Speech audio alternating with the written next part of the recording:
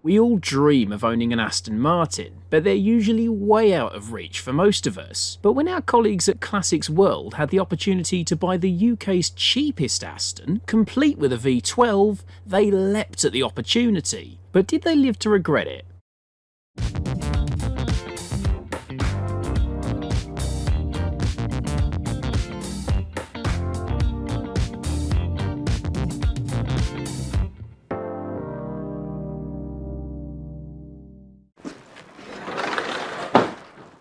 There we go. Not just any DB7, DB7 Vantage. V12, 6 litres. Oh yes.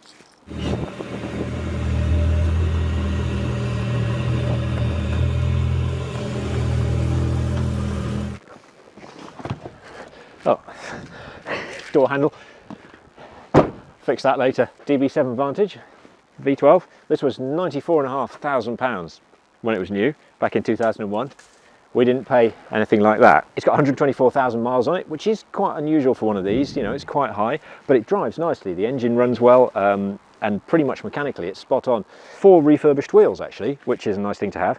Quite why they didn't do the centre caps, I don't know. I mean, I don't know, a bit of sandpaper and a can of silver. Really, people? Come on, half a job. And we've got a funny little couple of repairs here. This circular thing here, I don't know what's going on there. I think it's an old smart repair where someone's scraped it. The MOT history on this car is really pretty clean. I obviously checked it before we parted with the cash. I don't think it's failed for 10 years, and it's not failed on anything serious before that. I'll tell you what, Paul, it's nice in here. It was, yeah. This has been leaking for quite a while. I mean, there's a rusty washer's just got stuck in it there. There's a piece of foam that goes in here, and that was all rotten. I don't even know what Aston Martin charged for it, but I just went to Dunelm, got some of that blue foam they use for upholstery. The lady said to me, "What are you making?" I said, "Floor for my Aston Martin." Don't think that was the answer she was expecting, to be honest. Someone's obviously been in here, and the fact that the heater fan doesn't work properly unless you really wiggle this this control here would probably be linked to that. But the ashtray, as you might expect, is full of self-tappers.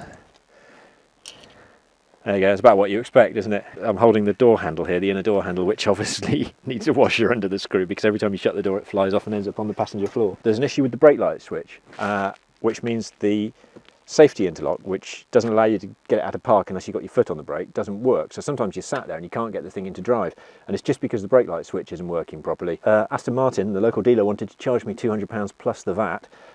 Turns out it's the same part as the XK8 and the XJS. So I've got a second-hand one in the post. A lot of Ford bits to look at. Yeah, these will be familiar to any Granada, Fiesta, Mondeo owner. The bonus of all the Ford bits, of course, is that it is easy to get parts if you know what you're looking for. But you have to say, 94.5 grand, they were having a bit of a laugh with all this Ford stuff. Sadly, the traction control light is on as a result of the ABS warning light also being on, which means that you really need a dry day to put your foot hard down, otherwise you're going sideways. Ask me how I know that. Yeah. The bills that came with this car are astounding. The guy has spent 2 grand most years, 3 grand quite a few years. One particularly bad year, he spent 3,750 on what I can only assume is basically a service, an MOT and a few repairs. So these aren't cheap cars to own if you're not prepared to get stuck in yourself. You have to do the research, find out which Jaguar and Ford bits can fit to save yourself some money, and get busy with the spanners where you can. That is dry as a bone, that floor. It doesn't leak. What about that? We bought the cheapest Aston Martin we could find, V12, and it's not dropped any oil on the garage floor.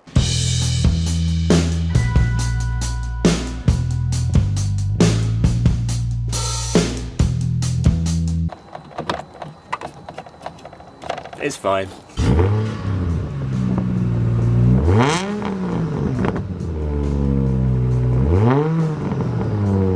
If I turn the blower fans on, there's a terrible sort of rustling noise from the left-hand one. If you can hear me. They have a common problem with these cars. Blower fans, right? £1,000 each from Aston Martin, and there are 2 of them. So I guess the question everybody wants answered, how much did we pay for this? Well, it's definitely the UK's cheapest Aston Martin. I'm convinced of that. 124,000 miles, 2001, DB7 V12 Vantage. We paid £13,750. Now that is the UK's cheapest Aston. Will it still be the UK's cheapest Aston in a year's time? Keep watching, find out.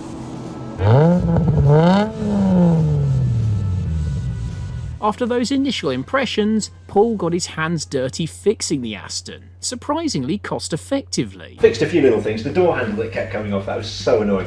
I just fixed that with a washer under it. We couldn't get it out of park every time because of the dodgy brake light switch. Aston Martin wanted 200 quid plus your VAT for the part. I used XJS part, which is absolutely identical. 10-minute job to fit, and now it comes out of park every time the brake lights work. Job done. When you get up to speed, the driver's door is a little bit noisy. There's a lot of wind noise around the windows, and they're a frameless design. And the door seals are 600 quid each, brand new.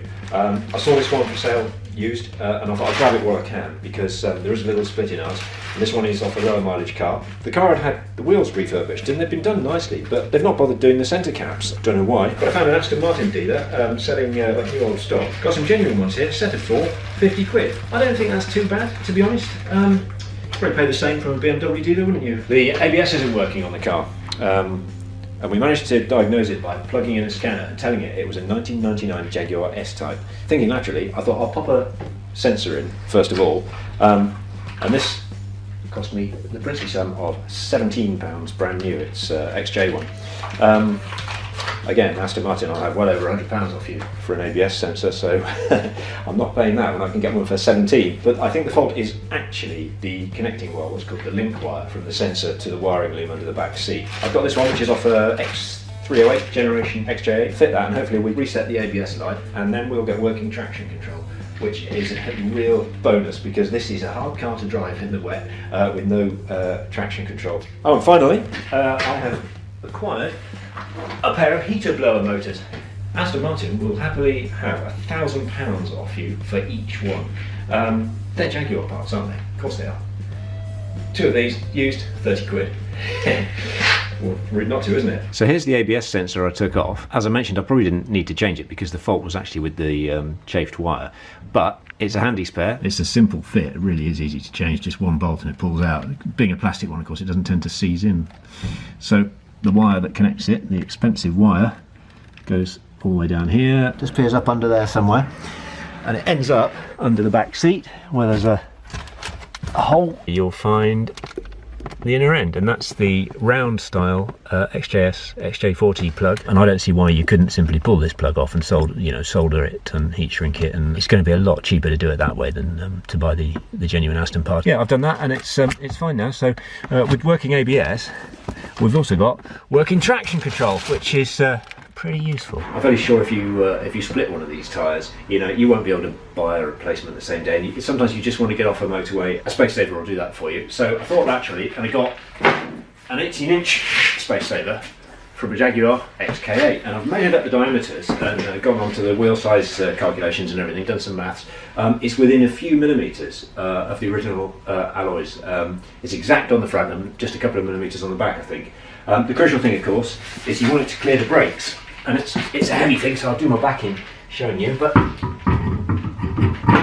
it does clear the brakes. The real takeaway from this, though, is the cost saving you can get by being sensible, buying clever, buying used, and substituting equivalent Jaguar parts. On just this small selection of parts, we've saved ourselves over £3,000, which is getting on for the cost of an XK8 in similar condition. People do mock the DB7 for being a load of Jaguar and Ford bits, but sometimes that's really not a bad thing.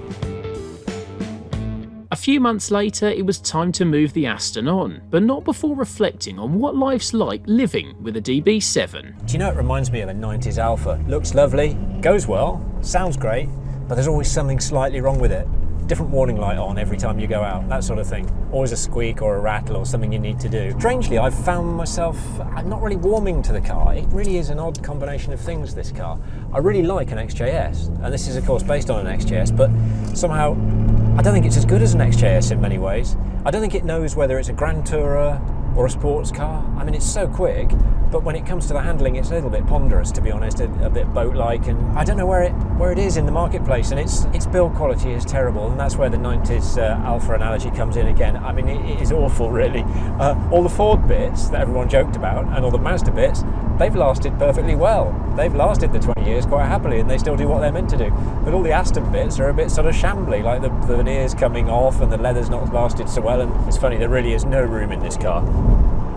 I'm just over 6 foot, my head's nearly on the ceiling. The seat doesn't go up and down, the steering wheel moves up and down, doesn't go in and out, and even if you do want to move the seat forwards and backwards, you have to lift the handbrake lever first because the buttons are hidden behind it. I mean, ergonomics are terrible. The back seats really, I mean, do not buy a DB7 on the basis of the back seats and think you might be able to get your kids in there, because unless they're newborn, you've got no chance. If you want a DB7, what can you expect? Well, first of all, I think you need to dispel any kind of a myth that these cars can only be worked on by specialists and they're so high-end and so exotic that, you know, you daren't touch them yourself. Nonsense. You've got to be brave enough to get stuck in with the spanners. They're nuts and bolts like any other car, and yes, the engine may be a step too far for the average home mechanic. If something major goes wrong, basic servicing, why not? But if you're happy to get stuck in, you're not frightened to get the spanners out and, you know, find out how things come apart, do your research, find out what Ford and Jaguar bits fit, you can save an awful lot of money. And the only things that are going to cost you are the few Aston specific items that are expensive. But if you really want an Aston Martin, it is affordable. As I say, if you're prepared to do a little bit yourself and nothing major goes wrong with the engine or gearbox, you know, you have a real supercar there for affordable money.